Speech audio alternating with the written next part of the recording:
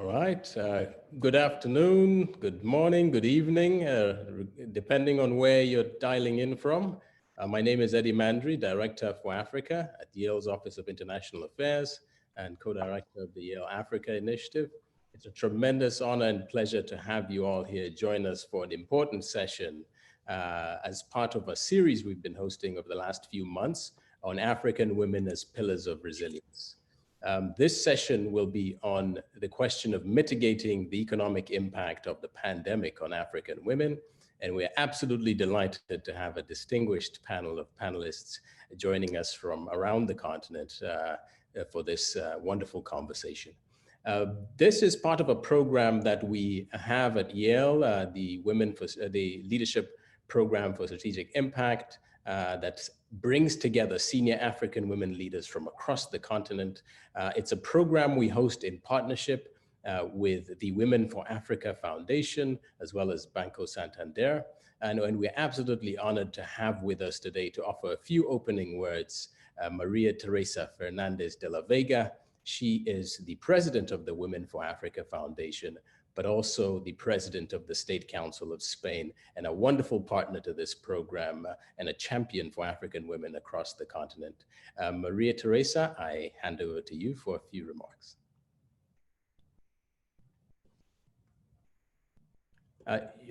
Your audio is muted.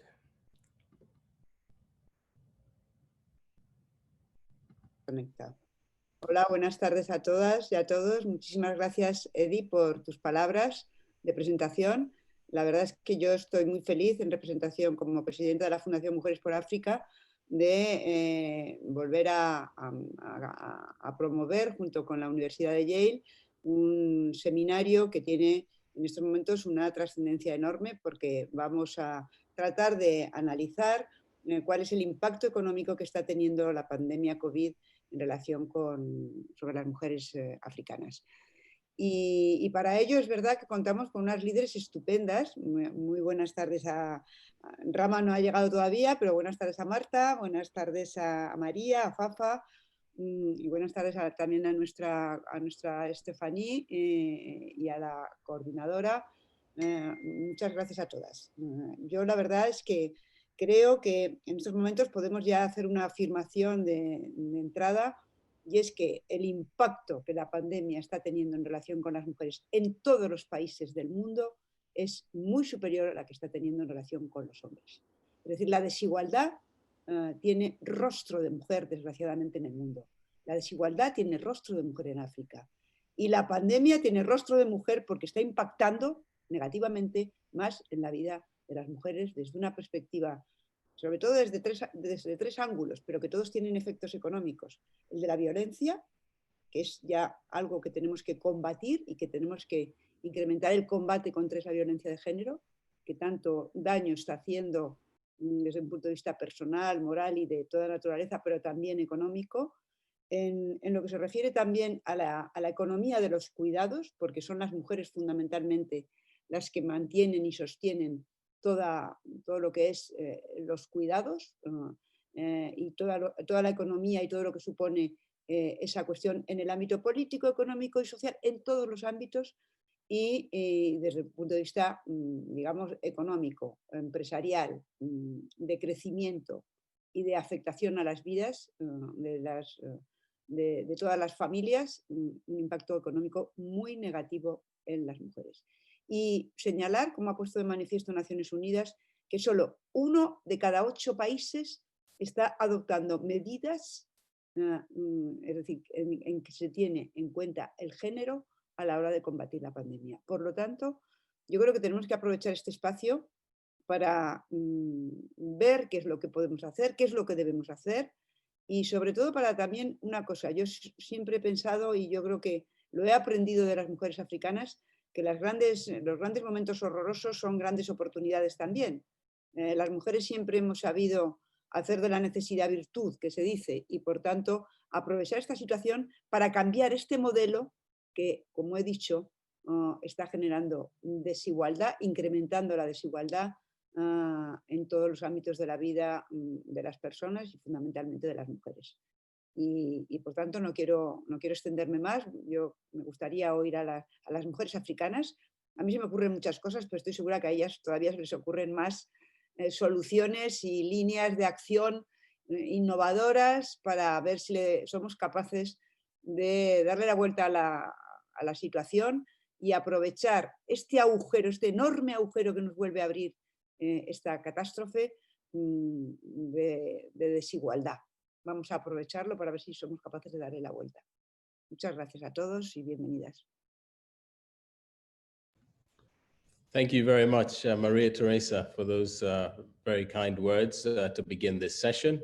I'd like to introduce our moderator for the panel today. We are absolutely delighted to have with us Stephanie Busari. She's part of the Yale World Fellows Program cohort of 2020. She's also an award-winning journalist and supervising editor for CNN Worldwide out of Nigeria. Stephanie, we're tremendously honored to have you. Kindly take it away. Thank you so much, Eddie. I'm thrilled to be here with such a distinguished panel. And I will start by introducing the ladies who are joining us today. I will start with Martha Karua, former Minister of Justice, MP and presidential candidate from Kenya. Then we also have Maria Kiwanuka, Senior Presidential Advisor of Finance in Uganda. Then we have Fafa Benzeruki Sid Lakhdar, former President, National Human Rights Council from Algeria. Thank you so much, ladies, for joining us. I'm hoping that we can have a fantastic conversation around the issues that have been facing women and children in Africa, particularly during this pandemic. It's true that the health implications have not been as grave in Africa as it has in other parts of the world, but what cannot be mistaken is the devastating economic impact. So I will go straight to the first question and about how the pandemic is affecting women's livelihoods and economic security in Africa. And I'll direct that question to you, Martha.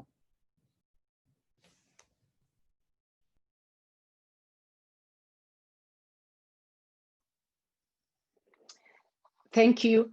I think, firstly, may I thank Yale and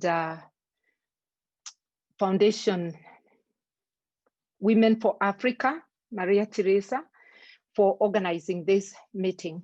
And I would like to say that the opening remarks by Maria Teresa actually captures what is happening in Africa. One of the most visible adverse impacts of COVID-19 is the loss of livelihoods through loss of jobs or collapse of businesses, both formal and informal. And we know that women constitute a majority of the population and also are the workers in the informal sector, which has really been adversely affected. The initial measures in Kenya to curb COVID included a 7 p.m. to 5 a.m. curfew. Most informal businesses that women participate in thrive between 5 p.m. and 8 p.m. So that curfew literally closed most informal businesses for women. Women selling vegetables, hawking wares to people who are leaving work, that was wiped out. And it was really hard on women. Women are also in horticulture and floriculture. And those businesses were adversely affected with the restricted movement and almost cessation of country to country airline flow. And therefore, many women were rendered jobless.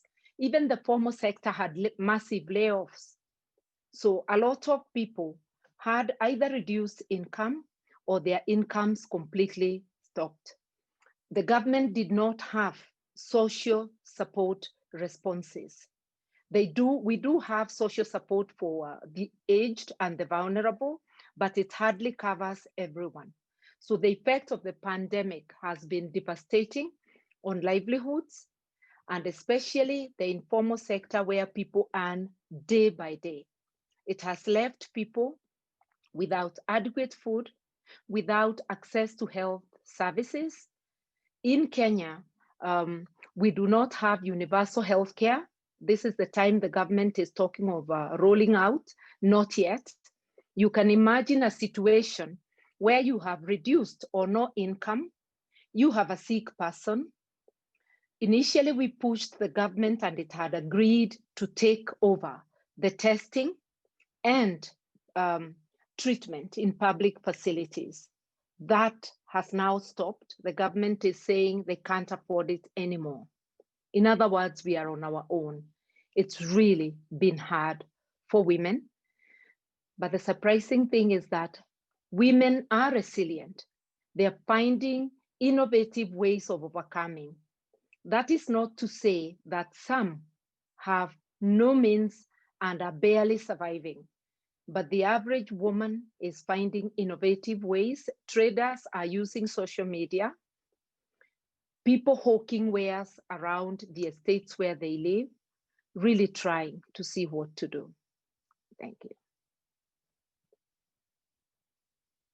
Over to you, moderator. Thank you so much for sharing those insights. And let's cross over to Maria in Uganda. And can you just give us an overview of how the pandemic has affected women's livelihoods in your country, and also what efforts are being made to help to get them back on track?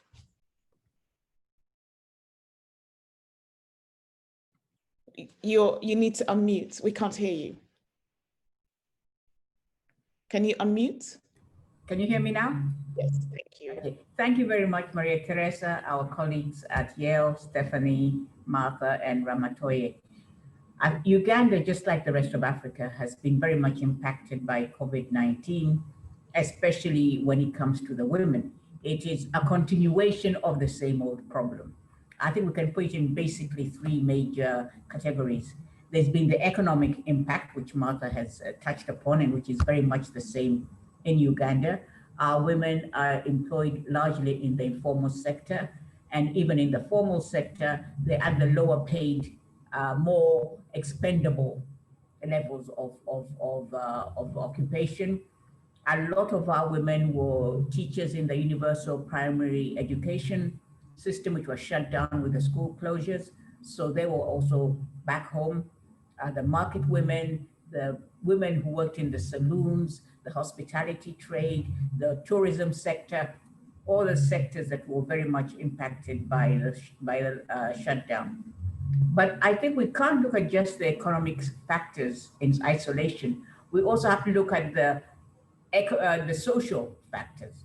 The fact that even the women who did have jobs had to spend more time at home because their children were out of school, their elderly relatives were at risk of COVID, and their other relatives were getting sick. And in Africa, it's always a woman who has to take care of the health factors. Those women who were nurses and health other workers, they were also very much in the front line, and they were disproportionately impacted by the infection and general having to drop out of active participation.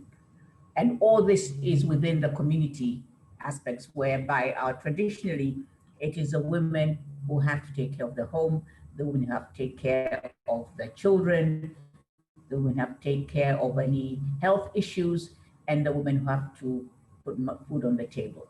So that was the biggest risk. Those are the biggest impacts. And I think in looking at the solution, we can't look at trying to get back to where we were before. Even before COVID, we were all fighting the good fight towards gender equality. We were veterans of such epidemics as Ebola, as AIDS, even SARS in some parts of Africa. So we need to see what lessons can we take from these other epidemics, and to make sure we don't just go back to where we were before, because that was not a good place to be. We need to see how can we take the new attention to COVID. How can we take the new realization we're more on our own? There's not been so much external donors in the case of the COVID response, because everybody all over the world has had issues to deal with at home. So how can we be more reliant? How can we be more independent? How can we attack gender inequality within the parameters of COVID and of the SDGs? How can we piggyback on funds available? So I think that's where we need to be going. And I'm sure my 5 minutes are up, so I'll stop there for the time being. Thank you very Stephanie? much. Thank you very much for those insights. Now, Fafa, I would like to hear from you about any kind of similar issues in your region and what efforts are being made to help to relieve some of these difficulties.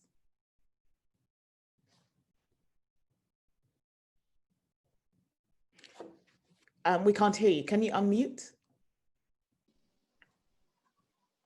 Oui, oui. Vous m'entendez là maintenant? Oui, je vous entends. Vous m'entendez? Je vous entends. Oui, vous m'entendez? Je voulais savoir comment... Alors, honorable Maria Teresa, chers amis de Yale, mesdames les distinguées africaines, je suis ravie de partager avec vous cette séance qui traite d'un sujet qui nous interpelle toutes et qui coïncide avec le 25e anniversaire de la Convention de Pékin en 1995.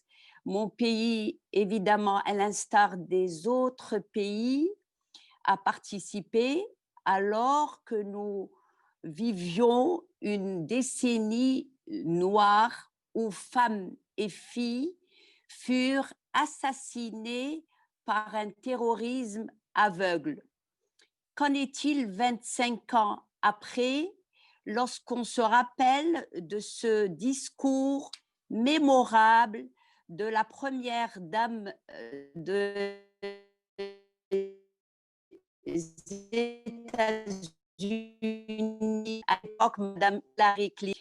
Les droits de l'homme sont les droits de la femme. Les droits de la femme sont les droits de l'homme. Quel impact économique sur nos vies sociales et économiques, nous, femmes africaines, d'autant plus qu'il y a eu le traité de Maputo qui est entré en vigueur en novembre 2005 et qui nous a consacré beaucoup de droits. Alors, en Algérie, la pandémie a fait qu'on a eu un confinement. Et pendant ce confinement, beaucoup de femmes ont eu des vertus, des talents cachés qu'elles ont su mettre en exergue pour faire du business dans leur domicile. Et c'est ainsi qu'une certaine catégorie de femmes d'affaires a vu le jour. Par exemple, dans l'art culinaire, les femmes préparaient des mets, des plats et elles les faisaient livrer, aussi dans l'artisanat de tout genre et aussi dans le modélisme, et ceci pour subvenir à leurs besoins. Cette pandémie aussi a vu beaucoup d'usines, beaucoup d'ateliers dont la majorité des travailleurs est constituée de femmes qui ont été soit mises pour un chômage technique, soit alors licenciées. Et elles se sont retrouvées dans une situation exceptionnelle, puisque, comme vous le savez, en plus, et comme l'ont dit mes amis avant moi, la femme africaine, elle subvient aux besoins de tous les jours. Il y a eu aussi un budget supplémentaire qui consiste en l'achat des bavettes, du gel, des produits d'entretien. Et d'ailleurs, beaucoup de femmes ont confectionné ont commencé à confectionner des bavettes pour leur propre usage et aussi pour les vendre. Il y a eu aussi un élan de solidarité et la société civile aussi pour aider toutes ces femmes qui étaient dans une condition économique, sociale sans précédent. Alors, le gouvernement algérien a pris une série de mesures pour venir en aide à ces femmes. La première mesure, ça a été évidemment l'allocation mensuelle pour certaines femmes dont l'activité a été fermée par la pandémie. Par exemple, les coiffeuses.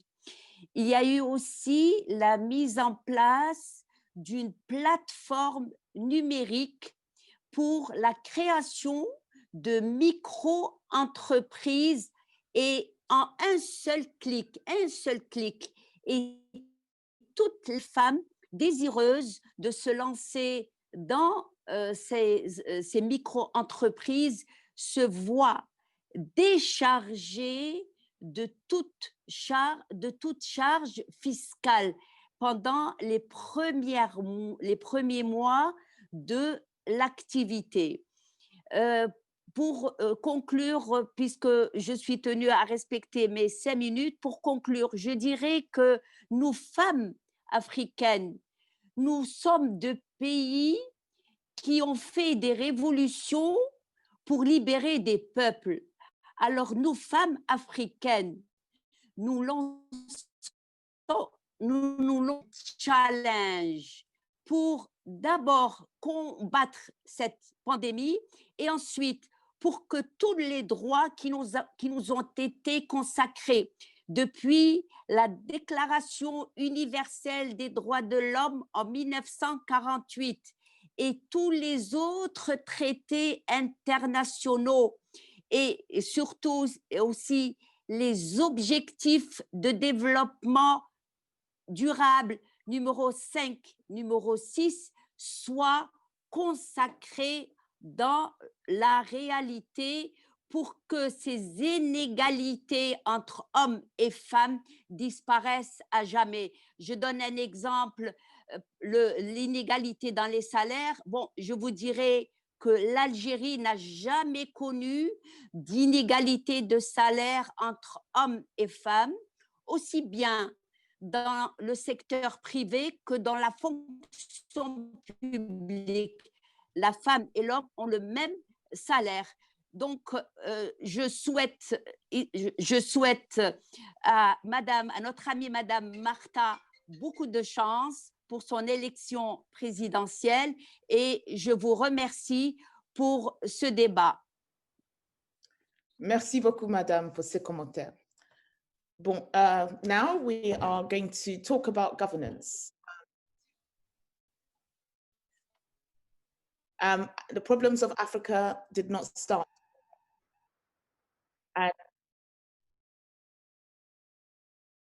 And the pandemic obviously has this problem. And there are challenges of good governance. So I would like to talk to the panelists about how we can push for better governance across the continent.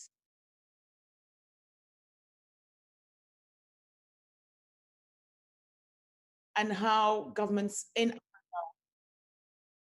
are responding to challenges.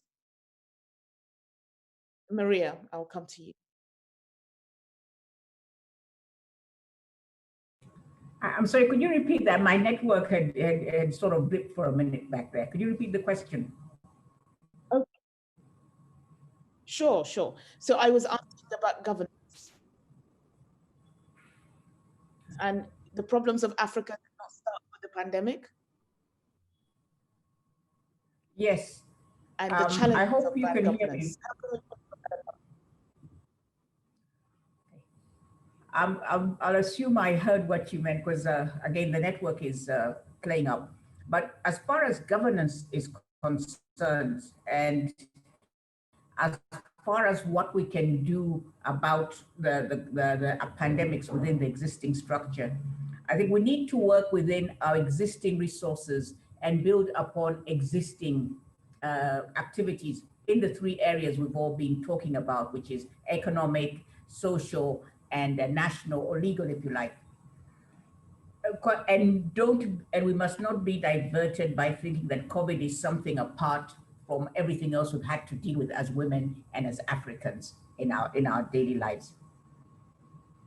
I think the silver lining here is that now home care and care of children and elderly relatives and so on can now be seen as actually something that you can monetize, because people have had to leave so-called productive activities and go home and look after their family members, and they can directly correlate the economic aspects. So first of all, this has been a big boost to the movement that has been trying to get home care, child care, and so on monetized and recognized as a payable occupation. How can we improve the governance here? I think if we can concentrate on seeing how we can mitigate the COVID pandemic through the SDGs, especially that of extreme poverty, because that's where COVID has affected a lot of our households by decreasing the economic strength. So first we look at the communities and the households, because whenever we talk about the women and the gender gap, it's always thrown on the governments. Oh, the government needs to legislate about this, and the government needs to do this, and parliament should do that. We've done all that in Uganda. We've got a very, very woman-centric legislation framework. We've got a parliament where there's a special woman representative for each and every constituency in the country. So why aren't we at the top of the heap? Because the government has done everything it can at the government level, but now we need to look at the community and the household aspects. This is where domestic violence comes in. This is where the casual indifference to women's rights as opposed to responsibility comes in. This is where you get teenage girls who've been unfortunately impacted by the lockdown and who have got pregnant, being pushed out of school while the offenders go scot-free. If they're boys, they go back to school. If they're men, they just pay some token payment to the parents, and everyone goes back to life except the teenage mother-to-be. So we need to make sure that if this is seen as a community involvement, we need to make sure that the men realize that whereas the women folk are important as their sisters and their mothers and their daughters, they were also important as your wives and partners. And that women are the major economic force in the household. And where we can do this is in an area where, this is my specialty, financial inclusion. Improving financial inclusion. If we can do that for the women of Uganda and the women of Africa, I think COVID would have been well suffered.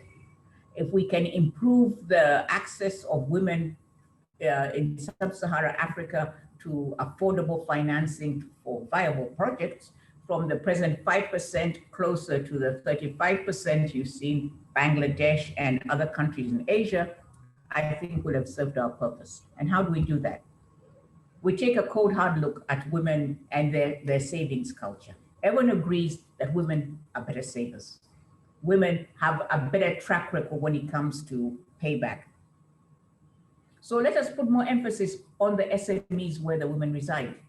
Let us put more emphasis on mentoring the women into being able to prepare viable projects for financial consideration by the banks, who, as we all know, are less prone to lending money now, which is another negative factor.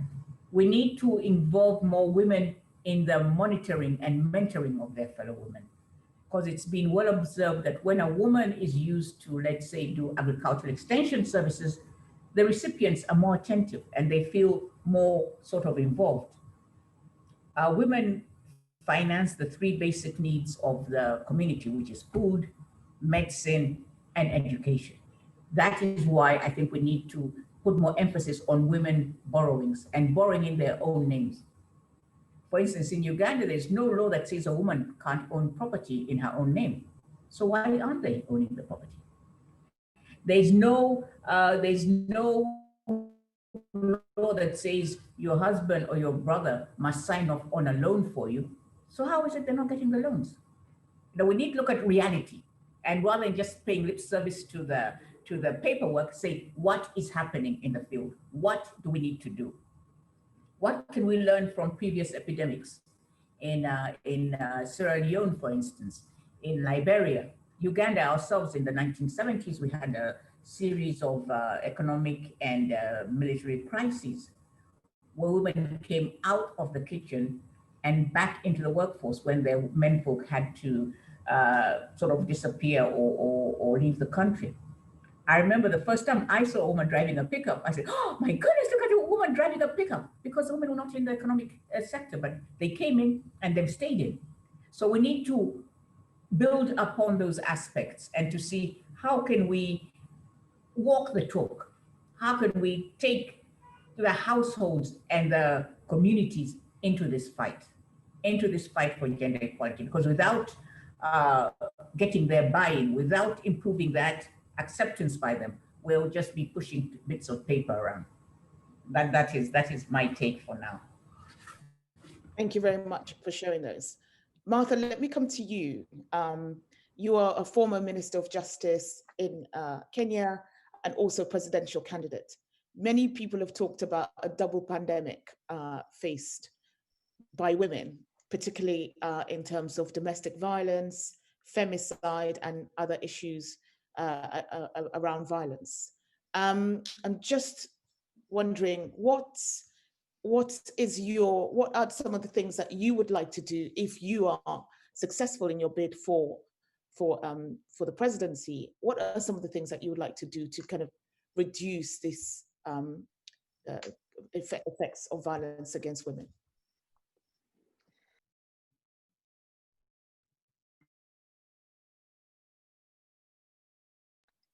Sorry. Ensure that, I hope you can hear me now.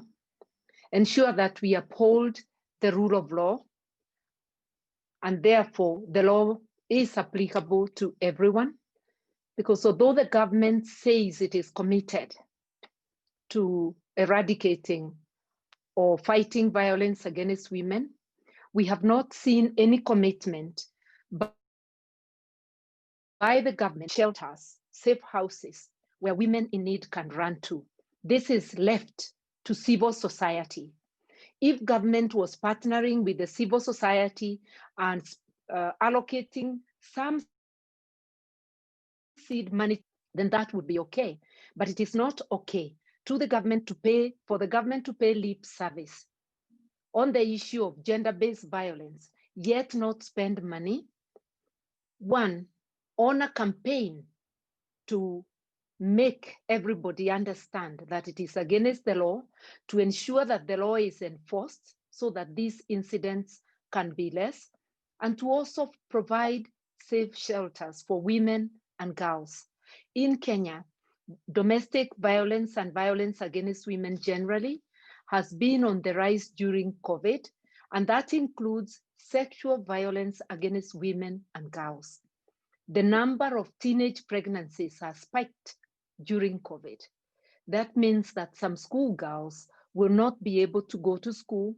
There will be nursing children.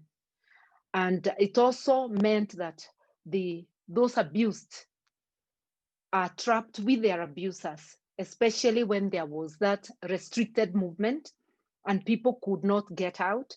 And maybe the woman's business or job has gone. They have nowhere to go.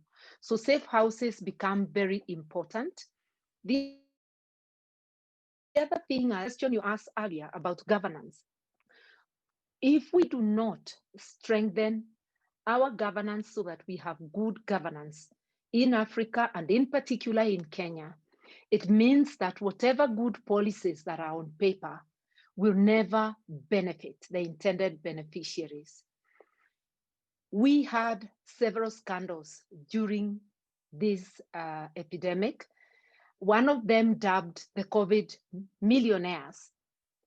So the equipment donated from Jack Ma getting stolen or sold. Nobody, up to now, the investigations are ongoing. We don't know the truth. And also the funds donated by various partners, including loans borrowed by Kenya to fight COVID. We also saw procurement issues where PPEs were being bought at exaggerated prices. This has meant that some of our doctors are dying because of lack of protective equipment. So governance is really key. If we cannot use the funds at our disposal for the benefit of the people, then it means the people are on their own. Right now, as we are speaking, our doctors have given a 21 days notice to strike because in the past few days, 4 doctors have died.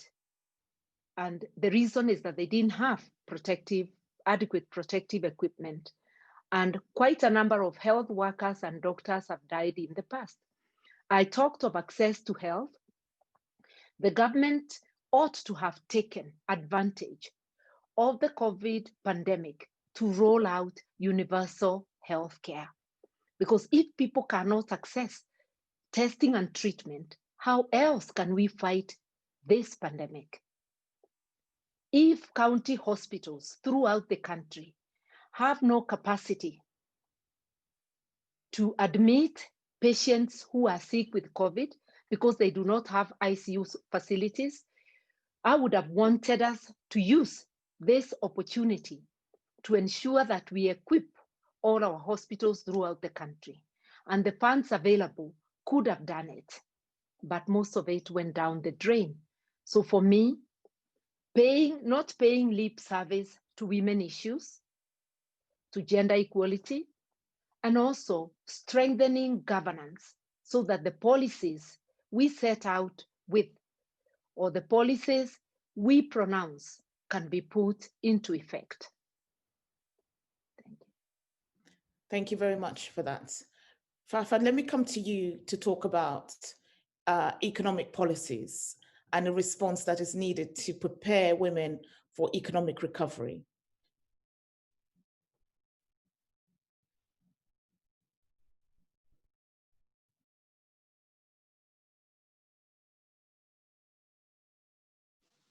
Vous m'entendez? Vous m'entendez? De cette pandémie, nous avons constaté, les politiques ont constaté que la femme africaine et donc algérienne a toujours été au front de son travail. Vous savez qu'il y a 3 mois, nous avons perdu une femme enceinte de 8 mois et qui n'a jamais voulu arrêter. Elle voulait travailler, sauver les malades jusqu'au dernier jour. Nos femmes médecins travaillent H24. Elles sont même secondées par leur mère puisque il arrive parfois à ce qu'elles ne quittent pas les hôpitaux et c'est la maman, c'est la grand-mère qui assiste les petits-enfants. Vous savez que la mère aussi, qui n'est pas médecin, elle est devenue institutrice, professeure, puisque les écoles ont été fermées.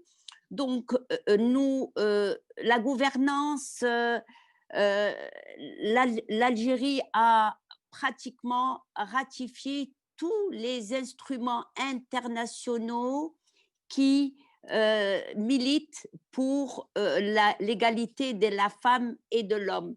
Seulement sur le plan concret, nous ne voyons pas cette égalité. Je vous donne l'exemple. Nous avons 39 ministres au gouvernement avec 5 femmes seulement.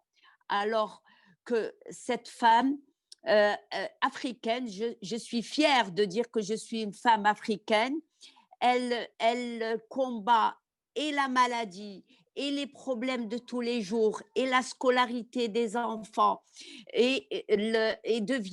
la femme devient commerçante, elle devient professeure, elle devient aussi éducatrice, et tout ça pour éviter évidemment à ce que sa famille, ses enfants ne tombent malades, et surtout qu'ils puissent aussi poursuivre leurs études, leur travail.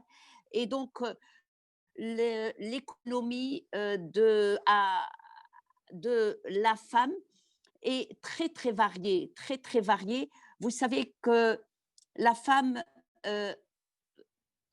en plus de son métier, elle peut faire autre chose. Nous avons vu des professeurs de médecine qui font aussi qui donnent des cours à des élèves en aparté pour qu'ils puissent être disponibles dans les serviettes de cette pandémie qui est une pandémie planétaire qui a touché le monde entier. On a cette pandémie et l'impact négatif qu'elle a sur la vie sociale, la vie économique, a été prise en charge par la femme.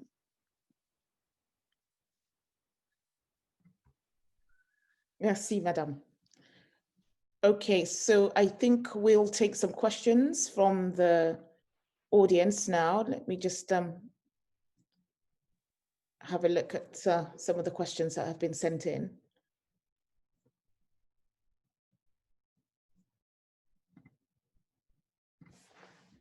Okay.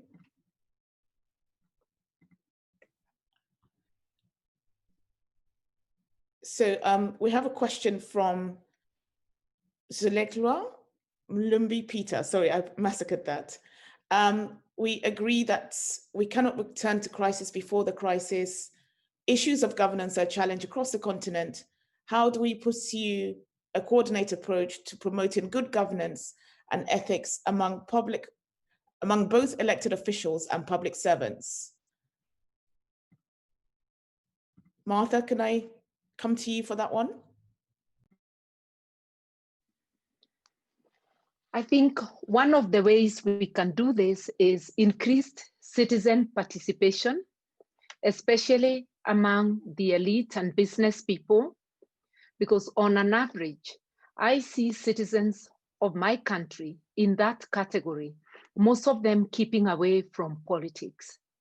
Political parties are left to candidates like myself and to the very, the lower income earners in society, the masses. If we have an increased number of professionals and business people, the elite, in political parties, they'll help to push the accountability bar. They'll also help with policies, and they can help in mobilizing alternative, credible leadership. And I think this is the gap we have in at least in my country, and I think in pretty much of the continent. And again, our regional and sub-regional bodies have to stop being a friendly club of those in power, and they have to really work for the masses of Africa. They are very, very slow to condemn, even when elections have been rigged, even when there is brutality and bad governance in any of our countries. Yet they are quick to congratulate each other. So as citizens of Africa, we have to do our best to see that our regional and sub-regional bodies change, and we as citizens have to become more engaged in the politics of our countries so that we can have meaningful change in this continent. Thank you. Thank you very much. So Maria, I had a question which is similar to one in the Q&A about, you're an advisor to the presidency in Uganda. What emergency packages have been put in place in the country to assist some of the most vulnerable households? Can you give us some of those examples? Can you please unmute? Like in Kenya and many other African countries, the government has tried various measures. For instance, they had a food distribution program. They've had PPE, buying of PPE for onward transmission to the health workers and the general public. They had a policy to buy a mask, for every Ugandan, all 43 million Ugandans. They had a policy to distribute posho and beans to vulnerable households. And there's been a policy to buy, I don't know how many million radio sets to distribute to schools, to school-age children who've not been able to go back to school so they can do their learning online or through the broadcast services. But what we need to look at here, and for governance, as I heard one of the other questions mentioned, is to see how can we make sure we don't keep on doing the same thing, the same way, and expecting a different outcome. We need to give a much bigger role to monitoring and evaluation of the various initiatives, which, though well-meaning, they say the road to hell is paved with good intentions. One thing that has come out, that rather than buying food and distorting the food market and then trying to give food to every household, cash transfers have been found to work better in many countries by using the national ID system and the ICT mobile money system of vouchers to make sure that people get a cash transfer directly traceable to them for them to use for their household purposes. You could say, oh no, you don't want to give them cash because they'll use it on drink and other stuff. Oh, posho can be sold and beans can be sold, as we saw happening, and where you've got people going to buy booze instead. The second lesson I think we could look at is to make sure that all the COVID responses are rolled into the existing appropriate sector. For instance, if it was a case of food for the needy, we could have done that. We could do that through the Ministry of Finance or through the Ministry of Agriculture to buy produce or whatever from the local entrepreneurs and get them to produce more. We had a success with hand sanitizers where it was left to the market, where the private sector has put in a lot of money and effort into rolling out hand sanitizers. And we in the media have also worked to sanitize or to sensitize the general population into hand washing. And that has gone a long way towards mitigating the health impact. But the third lesson I think from we need to take away is to monitor and evaluate. Every initiative the government has done needs to be monitored and evaluated in every country to see what are the lessons learned. What can you do better next time? What can you do to have a lasting impact? I'd like to repeat that COVID cannot be taken as a standalone emergency. It's there to stay it's changed the face of the world in ways not even the most inventive science fiction writer could have ever thought of. It's there like climate change. How do we roll it into the way forward to productivity, women empowerment, education for all, or literacy for all, or some kind of basic health care for all, given our financial constraints? How can we make sure our debt situations don't balloon out of all proportion? How can we make sure that the advances made towards the SDGs and Africa 2030 or 2060, whatever it is, are not totally negated by the short-term view? I think those are some of the lessons we can take away from this. All right, and we have a few more questions coming in from the chat. Thank you very much, Stephanie, for moderating that discussion. I'll funnel a few of the questions that have been coming in. Fafa, I have a question for you, and it's centered around, you mentioned the 25th anniversary of the Beijing conference, an important milestone for women. Has there been any effort to build solidarity across countries for women, particularly in this time of the pandemic?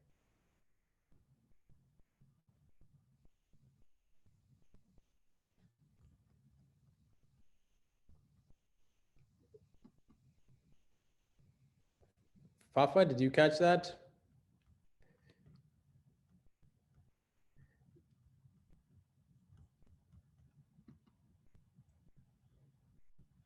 We can't hear you. Allô? Et maintenant? Vous m'entendez? Vous m'entendez? Vous m'entendez? Oui, on vous entend. Est-ce que la Convention de Pékin a créé une solidarité entre nous, les femmes dans le monde, hein? C'est ça la question. Allô? Allô, allô? Allô? Il y a un petit problème. Allô? Yes, I can hear you. Oui, c'est ça la question, n'est-ce pas? C'est ça la question. The question is on évidemment. Current movements and connections in solidarity.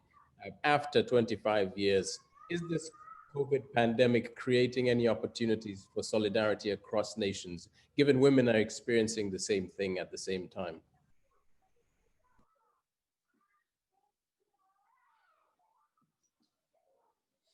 Évidemment, le fait que la CEDAW réunit les représentantes des femmes du pays, le fait que la CEDAW aussi parle des problèmes qui sont pratiquement les mêmes pour toutes les femmes.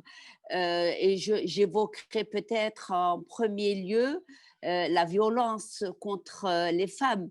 Vous savez, ce n'est pas spécifique aux États-Unis ou à la France ou à l'Algérie. Donc, la violence faite aux femmes est plus accentuée ailleurs que chez nous en Afrique. Et c'est en fonction de tout ce qui est dit dans ce comité de la CEDAW aux Nations Unies que les pays qui font partie de ce comité prennent des mesures. C'est ainsi que l'Algérie, par exemple,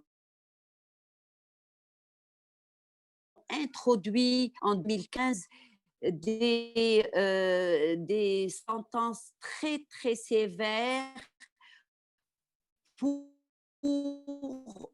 les violences contre les violences. La violence au domicile par le conjoint, la violence au travail, le harcèlement sexuel et aussi les violences contre les femmes dans la rue.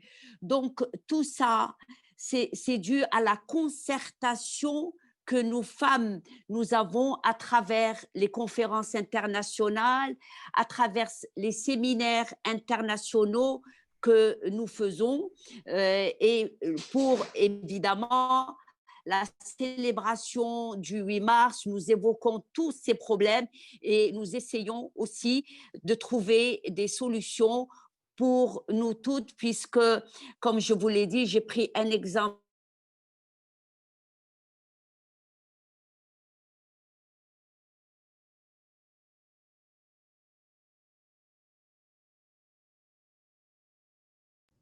no problem. Allô, allô, allô? Oui, allô? Allô, vous m'entendez? Est-ce que vous m'entendez? Est-ce que vous m'entendez? Oui, on vous entend. Yes. Vous savez qu'en France, la femme fonctionnaire touche 9% de moins que l'homme fonctionnaire qui a le même statut qu'elle. Donc, nous faisons en sorte que lors des séminaires, d'ailleurs, j'ai souvenance le séminaire que nous avons passé à Yale, et je remercie Madame Leslie, je remercie honorable présidente Madame Maria Teresa, où nous avons débattu tous ces problèmes. Et moi, quand je suis revenue dans mon pays, évidemment, j'ai fait un rapport que j'ai adressé de pouvoir améliorer aussi la condition de la femme. Voilà, donc c'est tout à fait logique que ce sont ces rencontres internationales, ces séminaires internationaux qui font que nous essayons de trouver des solutions analogues à nous toutes. Je vous remercie. Thank you very much. And a lot of the questions that have been asked had been covered. I saw some comments that have come in from Remy Sonaya from Nigeria, a member of the African Women's Leaders Network, talking about the importance of the question of governance. Jolly, thank you for piping in from the DRC on how important to look at the fact that the pandemic has impacted women on all fronts economically. And we've also had some great feedback from Mexico as well.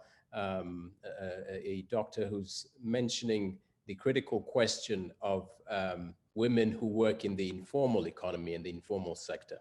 But in the interests of time, maybe we would like to just offer all the panelists to give a few words of reflective remarks for closing. So I will hand over to Martha, if you could give us some concluding remarks. I want to begin with the question that was asked whether the Beijing Declaration has brought more solidarity among women. Yes, definitely. The world has been opened up for women to learn from each other, learn best practices, stand in solidarity with one another. And during COVID, this has continued in the form of webinars like this one. And finally, I would want to say that we must learn the good lessons that we must keep, which have come up during COVID, and we must redouble our efforts to see that the governance in our countries improves and that we expand the social support for the vulnerable in our communities, and also support to help the informal businesses to come up once again, because they are the backbone of our economy. I thank you. Thank you very much, Martha, for those closing remarks. Maria, I'll hand over to you for some reflections.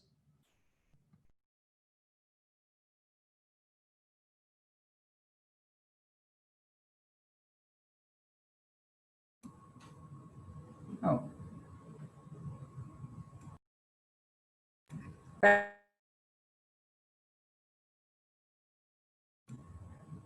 The host has muted me.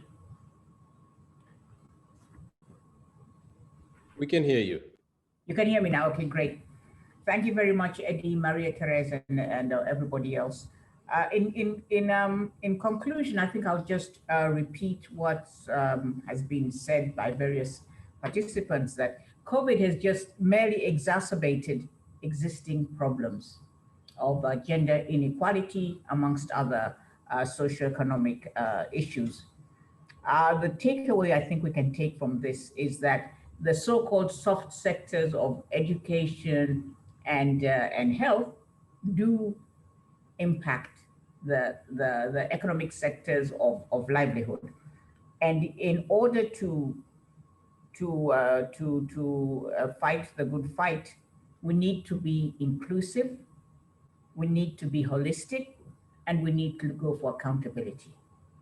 that even if it's health, as in COVID, even if it's like education, like the school closures, all these have an economic impact which can and should be mitigated through, number one, individual response, at the individual level. That's the best way of accountability. Response at the individual level, and we've got all the ICT innovations to help this happen. We need to roll the COVID response into the appropriate sectors.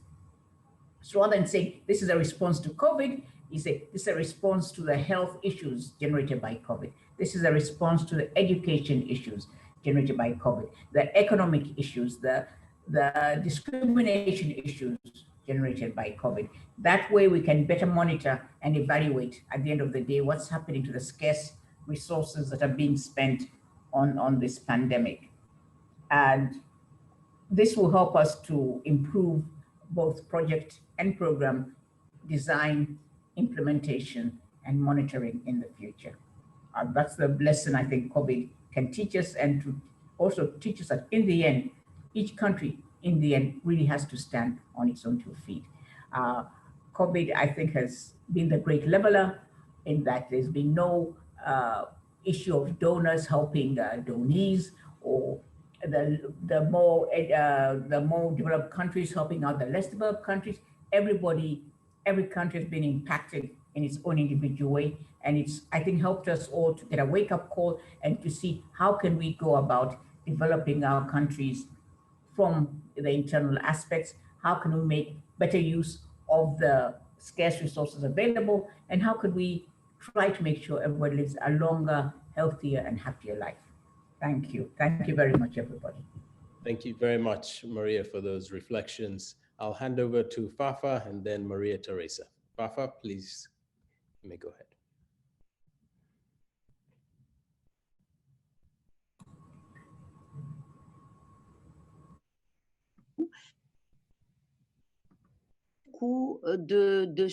Beaucoup de courage pour reprendre une vie meilleure, parce que l'impact négatif de cette pandémie est là, il est réel, et la femme africaine a su gérer cette pandémie, mais aussi nos gouvernants, les gouvernants, la société civile, nous, femmes africaines, nous allons prendre des décisions dans le futur pour pouvoir mettre fin peut-être à tout ce qui est discriminatoire, et ceci par une action permanente entre nous, femmes africaines et femmes dans le monde.